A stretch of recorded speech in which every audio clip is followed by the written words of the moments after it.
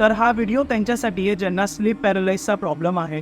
माणूस झोपलेला असला की त्याच्या छातीवर कोणीतरी बसलंय आणि कोणीतरी त्याचा गळा दाबतंय असं त्याला वाटत असतं. तर हे सर्व स्लीप पॅरालाइजमुळे होतं. तर आज माझ्याकडे असाच एक व्हिडिओ आहे. एका मुलाला हा प्रॉब्लेम होत असतो, त्यामुळे तो खूप सारा रिसर्च करतो. त्यानंतर त्याला कळतं की हे सर्व होतं एका प्रॉब्लेममुळे ज्याचं नाव आहे कोबा आत्मा. तर हे कोबा आत्मा काय आहे, हे रिअल आहे का बघण्यासाठी तो त्याच्या घरामध्ये वेगवेगळ्या ठिकाणी कॅमेराज इन्स्टॉल करतो आणि दुसऱ्या दिवशी जेव्हा तो सकाळी उठून हे कॅमेरा चेक करतो तेव्हा तो शॉक होतो. हा व्हिडिओ बघा.